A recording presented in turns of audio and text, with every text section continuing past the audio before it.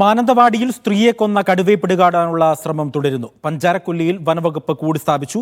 പ്രദേശത്ത് നിരോധനാജ്ഞ പ്രഖ്യാപിച്ചു. കടുവയെ കണ്ടെത്തിയാൽ വെടിവെച്ച് കൊല്ലാനാണ് തീരുമാനം. ടി അനീസലി വിവരങ്ങൾ നൽകും. അനീസലി, ഇപ്പോഴും ഈ കടുവയ്ക്കായുള്ള RRT സംഘത്തിന്റെ തിരച്ചിൽ തുടരുകയാണോ? എന്നാണ് ഏറ്റവും പുതിയ വിവരങ്ങൾ? കടുവ ഒരാളെ കൊന്ന കടുവ എന്നതുകൊണ്ട് തന്നെ പ്രദേശത്ത് ഭീതി നിലനിൽക്കുന്നുണ്ട്. അതുകൊണ്ട് തന്നെ കടുവ ഏത് നിലയിലും പിടികൂടുക എന്നതാണ് വനംവകുപ്പ് ലക്ഷ്യം വെക്കുന്നത്. പ്രദേശത്ത് ജനങ്ങളോട് ജാഗ്രത പാലിക്കാൻ ആവശ്യപ്പെട്ടിരിക്കുന്നു. മാനന്തവാടി നഗരസഭാ പരിധിയിലെ പഞ്ചാരക്കൊല്ലിയിൽ നരഭോജിയായ കടുവയെ പിടികൂടുന്നതിനുള്ള നടപടിക്രമങ്ങളുമായി മുന്നോട്ട് പോവുകയാണ് ഭരണകൂടം. പ്രദേശത്ത് നിരോധനാജ്ഞ പ്രഖ്യാപിച്ചിരിക്കുന്നു എന്നതാണ് ഏറ്റവും പ്രധാനപ്പെട്ട കാര്യം. പ്രദേശത്തെ ഏതാനും വാർഡുകളിലാണ് ഇപ്പോൾ നിരോധനാജ്ഞ പ്രഖ്യാപിച്ചിട്ടുള്ളത്.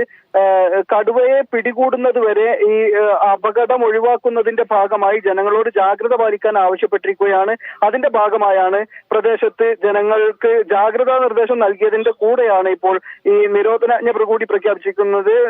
1, 2, 3, 36 വാർഡുകളിലാണ് ഇപ്പോൾ നിരോധനാജ്ഞ പ്രഖ്യാപിച്ചിട്ടുള്ളത്. ജനങ്ങൾ കൂട്ടം കൂടുന്നതിനും പുറത്തിറങ്ങി നടക്കുന്നതിനും നിയന്ത്രണങ്ങളുണ്ട്.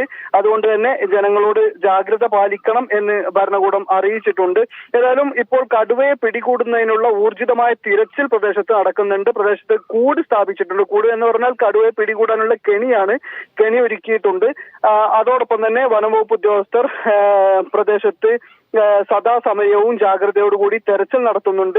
മയക്കുവെടി വിദഗ്ധരും അതുപോലെ തന്നെ ഷാർപ്പ് ഷൂട്ടർമാരടക്കമുള്ള ആളുകളും എല്ലാം തന്നെ പ്രദേശത്ത് എത്തിയിട്ടുണ്ട്.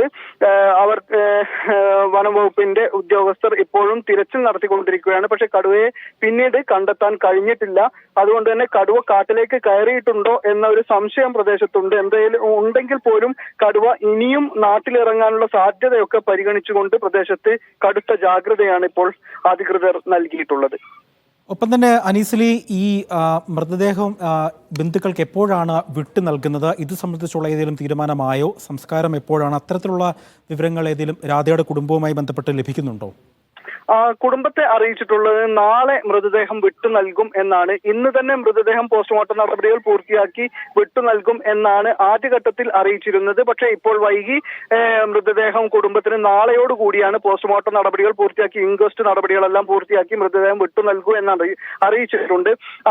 അതുകൊണ്ട് തന്നെ നാളെ ആയിരിക്കും മൃതദേഹം സംസ്കരിക്കുക എന്നാണ് കുടുംബം ഇപ്പോൾ അറിയിക്കുന്നത്.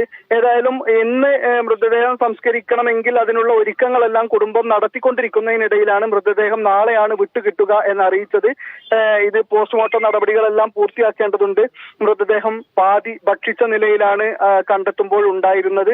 അതുകൊണ്ട് തന്നെ പോസ്റ്റ്മോർട്ടം നടപടികൾ ഇൻക്വസ്റ്റ് നടപടികളെല്ലാം പൂർത്തിയാക്കിയതിനു ശേഷം നാളെയോടുകൂടി വിട്ടു നൽകും. പിന്നീട് നാളെയായിരിക്കും കുടുംബം മൃതദേഹം സംസ്കരിക്കുക. ഇപ്പോൾ ഏതായാലും 100ഓളം വനം വകുപ്പ് ജീവനക്കാർ സ്ഥലത്ത് പരിശോധന നടത്തുന്നുണ്ട്. നോർത്ത് വയനാട്, തിരുനെല്ലി, വരയാൽ, തലപ്പുഴ, വെള്ളമുണ്ട സ്റ്റേഷനുകളിൽ നിന്നായി 100 ജീവനക്കാരാണ് പ്രദേശത്തെത്തിയിട്ടുള്ളത്. അതോടൊപ്പം തന്നെ ആവശ്യമെങ്കിൽ മയക്കുവെടി വിദഗ്ധരടക്കമുള്ള അതുപോലെ തന്നെ ഷാർപ്പ് ഷൂട്ടർമാരടക്കമുള്ള ആളുകൾ കൂടി പ്രദേശത്തെത്തും. എന്തായാലും കടുവയെ SOP പ്രകാരം വെടിവെച്ച് കൊല്ലാൻ ആവശ്യമായ നടപടികൾ കൂടി കൈക്കൊള്ളാൻ അധികൃതർ അറിയിച്ചിട്ടുണ്ട്. വനമന്ത്രിയാണ് അത് സംബന്ധിച്ച് നിർദ്ദേശം നൽകിയിട്ടുള്ളത്. SOP എന്ന് പറഞ്ഞാൽ സ്റ്റാൻഡേർഡ് ഓപ്പറേറ്റിംഗ് പ്രൊസീജിയർ അനുസരിച്ചുള്ള നടപടികൾ പൂർത്തിയാക്കിയതിനു ശേഷം മാത്രമേ അത്തരം നടപടികളിലേക്ക് കടക്കൂ. അതായത് കൂട് വെക്കുകയും അതുപോലെ തന്നെ മയക്കുവെടി വെച്ച് പിടികൂടാനുള്ള ശ്രമങ്ങൾ നടത്തുകയൊക്കെ ചെയ്തതിനു ശേഷം അതെല്ലാം പരാജയപ്പെടുകയാണ് എങ്കിൽ മാത്രമാണ് ഇതിനെ വെടിവെച്ച് കൊല്ലാനുള്ള ഒരു നിർദ്ദേശമുണ്ടാവുക. SOP എന്ന് പറഞ്ഞാൽ ആ സ്റ്റാൻഡേർഡ് ഓപ്പറേറ്റിംഗ് പ്രൊസീജിയർ പൂർത്തീകരിക്കേണ്ടതുണ്ട്. അതിനുശേഷം മാത്രമാണ് വെടിവെച്ച് കൊല്ലുക തുടങ്ങിയ നടപടിയിലേക്ക് കിടക്കുക. അതല്ലെങ്കിൽ പിന്നീട് ഈ കടുവ വീണ്ടും ഒരാളെ നേരെ ആക്രമിക്കുന്ന ഒരു ഘട്ടം വന്നാൽ ഇത്തരം നടപടിക്രമങ്ങൾ പാലിക്കേണ്ടതില്ല. ജീവരക്ഷയ്ക്ക് വേണ്ടിയിട്ട് അതിനെ വെടിവെച്ച് കൊല്ലാവുന്നതാണ്. അത്തരം നടപടികളിലേക്ക് കടക്കും. ഏതായാലും ഇപ്പോഴും പ്രദേശത്ത് ജാഗ്രതയുണ്ട്. നാളെയും തൊഴിലാളികൾക്ക് ജോലിക്ക് ഇറങ്ങുന്നതിന് തടസ്സമൊന്നുമില്ല എന്നാണ് നിലവിൽ അറിയിച്ചിട്ടുള്ളത്. അവർക്ക് വേണ്ട സുരക്ഷ കൂടി അധികൃതർ തയ്യാറാക്കിയിട്ടുണ്ട്. സുരക്ഷ ഒരുക്കുമെന്ന് അറിയിച്ചിട്ടുണ്ട്. അതുകൊണ്ട് തന്നെ തൊഴിലാളികൾക്ക്, തോട്ടം തൊഴിലാളികൾക്ക്, എസ്റ്റേറ്റിലെ തൊഴിലാളികൾക്ക് നാളെയും ജോലിക്ക് ഇറങ്ങാം. പക്ഷെ അവർ എത്രത്തോളം ഇറങ്ങുമെന്ന കാര്യത്തിൽ വ്യക്തതയില്ല. പക്ഷെ ആവശ്യമെങ്കിൽ അവർക്ക് ജോലിക്ക് ഇറങ്ങാമെന്ന് അധികൃതർ അറിയിച്ചിട്ടുണ്ട്. ഒപ്പം തന്നെ അനീസലി, BNS 163 അനുസരിച്ച് ഈ പ്രദേശത്ത് നിരോധനാജ്ഞ പ്രഖ്യാപിച്ചിട്ടുണ്ട്. ഏതൊക്കെ മേഖലകളിലാണ് നിരോധനാജ്ഞ പ്രഖ്യാപിച്ചത്? അതിന്റെ വിശദാംശം കൂടി.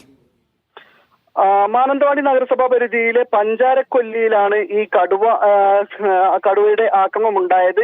അതുകൊണ്ട് തന്നെ ഈ മാനന്തവാടിയിലെ വിവിധ ഡിവിഷനുകളിൽ ഇപ്പോൾ നിരോധനാജ്ഞ പ്രഖ്യാപിച്ചിട്ടുണ്ട്. പ്രധാനമായും 1, 2, 3, 36 ഡിവിഷനുകൾ, ഈ ഡിവിഷനുകളിലാണ് നിരോധനാജ്ഞ പ്രഖ്യാപിച്ചിട്ടുള്ളത്. പഞ്ചാരക്കൊല്ലി, പിലാക്കാവ്, ജെസി, ചിറക്കര എന്നീ ഡിവിഷനുകളാണ് ഇത്. 1, 2, 3, 36 ഇങ്ങനെ 4 ഡിവിഷനുകളിൽ ആണ് നിരോധനാജ്ഞ പ്രഖ്യാപിച്ചിട്ടുള്ളത്. ഇത് വീണ്ടും പറയാം, പഞ്ചാരക്കൊല്ലി, പീലാക്കാവ്, ജെസി, ചിറക്കര ഈ ഡിവിഷനുകളിലാണ് നിലവിൽ നിരോധനാജ്ഞ പ്രഖ്യാപിച്ചിട്ടുള്ളത്. ശരി, അനീസ് അലിയാണ് വിവരങ്ങൾ പങ്കുവച്ചത്.